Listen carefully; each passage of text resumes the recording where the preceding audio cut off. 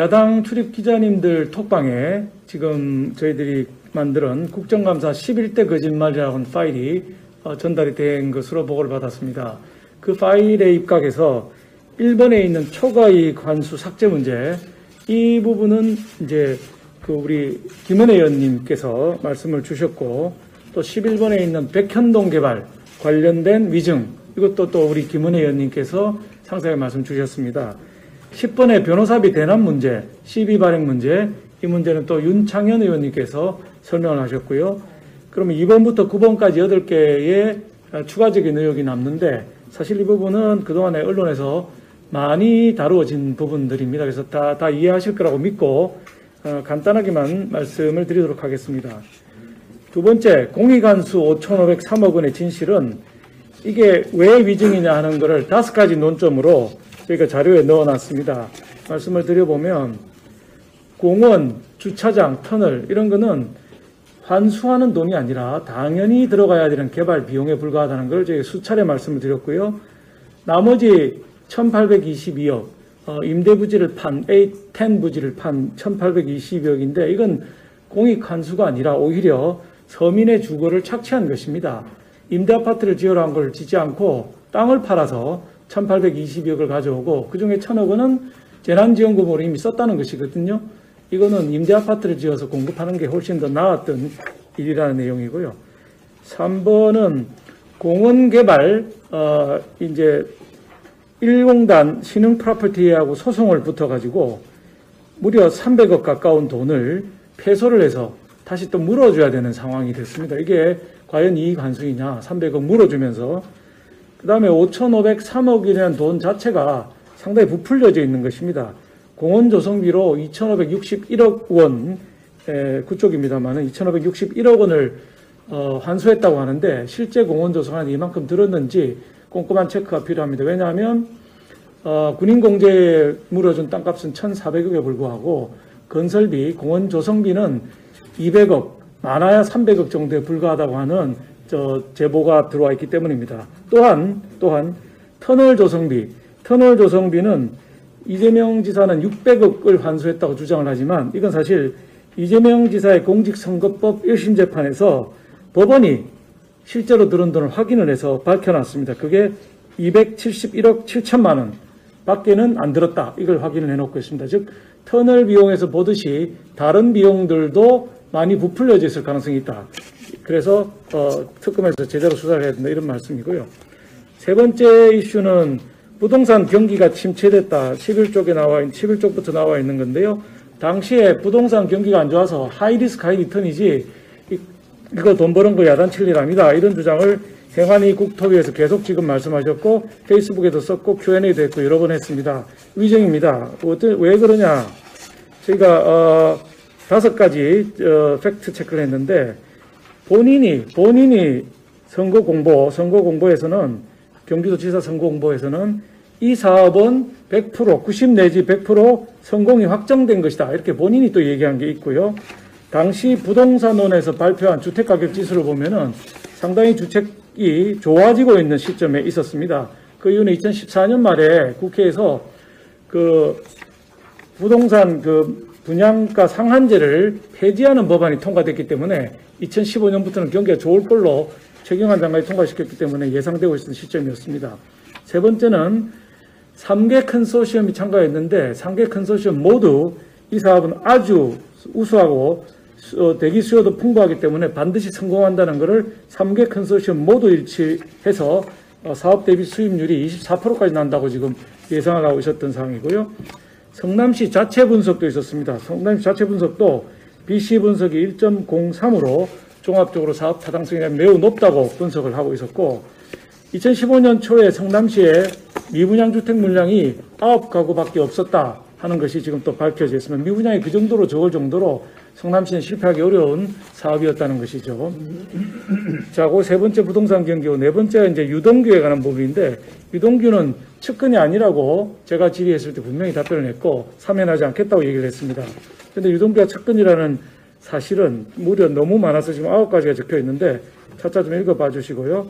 경기관공사 사장, 석사 논문에서 감사 표시, 공직선거법 재판에 가서 유동규가 이재명 지사에게 유리한 증언을 해주는 것들, 스스로 넘버1 이재명, 넘버2 정진상, 넘버3 유동규라고 얘기를 하고 다녔다는 사실들, 그 다음에 남욱이 제출한 녹음 파일에서도 이재명이 재선되면 유동규가 성남도시공사 사장을 한다, 이렇게 남욱의 파일에 나오고 있고요.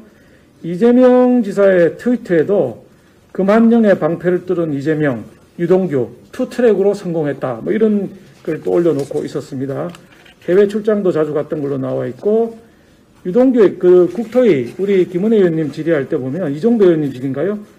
그 이혼 문제가 있었고 집안에 문제가 있었고 당시 체포당할 당시에 자살을 하려고 약을 먹고 누워 있었다, 이런 얘기를 들었는데, 이건 한 번도 보도된 적도 없고 도대체 측근이 아니면 이런 내밀한 사정을 어떻게 이 지사가 알았겠느냐 하는 점이 문제가 되고 있습니다. 자, 여러 가지 이제 9가지 쟁점에 대해서 말씀드렸고, 그 다음에 5번째는 이재명이 최종 설계자인데 본인이 또 처음에는 설계자라고 했다가 그 다음에는 뭐 큰 틀에서 설계는 했는데 세세한 부분은 민간업자들이 다 한 거다, 이런 식으로 계속 도망가는 발언을 계속하고 있었습니다만은 최소 10번 이상 대장동 땅 관련해서 결재를 한 것으로 나와 있고, 이재명 지사 경기도지사 선거 공보에 분명히 결재 한 번에 5,503억 원을 번 사연이 있고, 특정인이 독식하는 게 아니라 국민 모두에게 공평하게 돌아갔다, 이렇게 지금 써놨습니다. 저 자료에 공범을 복사해서 붙여놨는데 본인이 결재해서 했다고 해놓고 또 안 했다, 이런 식으로 얘기를 하고 있는 것이죠. 행안위 국정감사에서 이은주 정의당 의원 질의에도 최종 책임자는 내가 맞다, 100% 안수 못한 건 미안하다, 이런 식으로 답을 했는데, 최종 설계자가 본인이 맞다는 얘기를 수차례 했다가 지금 말을 바꾸고 있는 상황입니다. 자, 좀 속도를 낼까요? 국감의 중요한 자료 다 제출했다고 주장을 했습니다. 근데 핵심적인 자료는 제출을 안 해서 우리 이영호 의원이 질의했지만, 성남도시개발공사의 이사회 안건은 전부 지사한테 성남시장, 당시 성남시장인 이재명에게 보고가 됐는데, 딱 초과이익 환수와 관련된 문건만 보고를 하지 않았는지 제출하지 않았는지 그 부분만 지금 빠져 있는 상황입니다. 대신에 이제 정민용 변호사가 자기가 직접 들어가서 보고했다고 해서 그 부분이 몇 건은 줬는데, 그 공문을 진짜 보고했는지 안 했는지 확인이 필요한 부분입니다. 자료를 다 안 냈는데 딱 고문서만 빠져 있는 상황입니다. 그 다음에 뭐 관련된 자료들, 진짜 중요한 자료들은 다 빠져서 저희가 오늘 이 지사가 사퇴하고 나면 성남시와 경기도에 다시 한번 내일 일제히 자료 요구를 할 생각입니다. 그래서 이번에는 지사가 없기 때문에 자료를 내지 않겠느냐, 이렇게 지금 보고 있고요. 그 다음에 공공기관 반대, 이거는 우리 국민의힘에서 반대해서 자기들이 못했다, 이렇게 주장을 하고 있는데 이것도 허위 발언입니다. 저희가 자료에 충분히 팩트체크를 해놨는데, 보시면은 사실 처음에 개발 자체를 반대하는 운동을 이재명 지사가 시장 되기 전에 분당 도시환경 지키기 운동본부 준비위원장 맡으면서 개발하면 안 된다, 그대로 놔둬야 된다, 이렇게 주장을 했었고, 성남시장 출마할 때는 민영개발, 즉 주민들이 원하는 대로 개발해 주겠다고 해서 그 주민들, 이호근 주민들 회장이 있는데 그분이 증언을 한 바가 있습니다. 그래서 자기들이 전부 달라들어서 선거운동을 해줬다.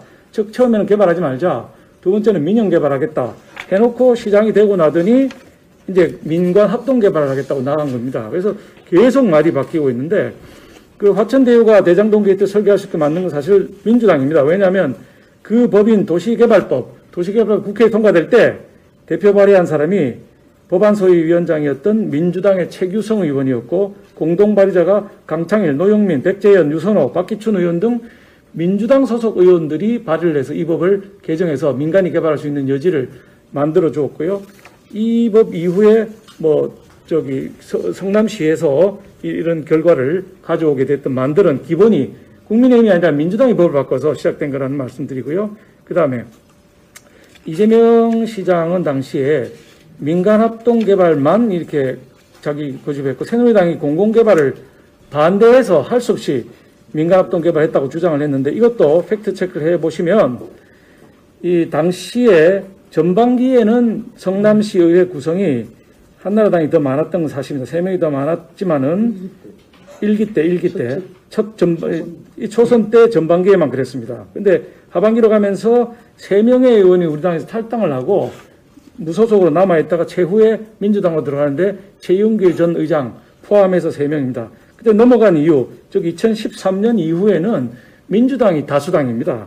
그래서 법안 조례 통과도 2013년 2월 28일 날 민주당 주도로 조례를 통과해서 성남도시개발공사가 만들어지게 되는 것입니다. 즉 이게 의회 의석 구성을 봐도 우리 당이 방해를 해서 못했다는 건 얘기가 안 되는 것이고요.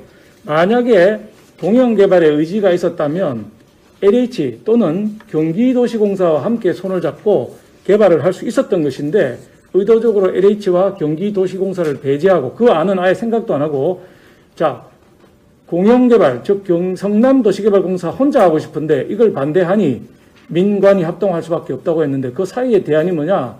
LH라든지 경기도시공사와 손을 잡고 공공개발도 충분히 가능한 일이었는데 민간 합동이라는 방식으로 바꿨다는 겁니다. 그다음 마지막입니다.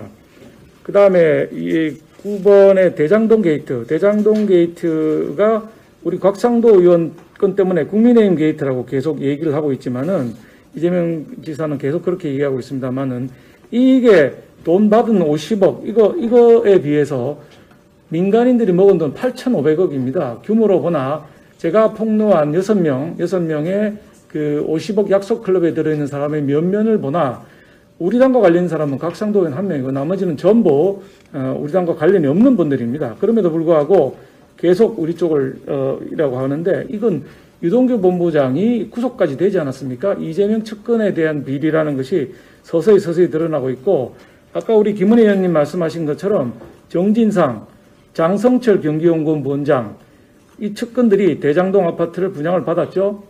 이게 정식으로 청약을 해서 받은 게 아니라 남은 분, 저 회사가 보유하고 있던 분을 미계약분 이걸 받은 사람들입니다. 누구한테 뇌물이 갔습니까? 어느 쪽이 더 크게 갔습니까?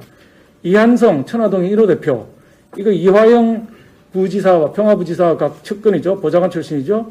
이분도 대장동 아파트 또 갖고 있죠.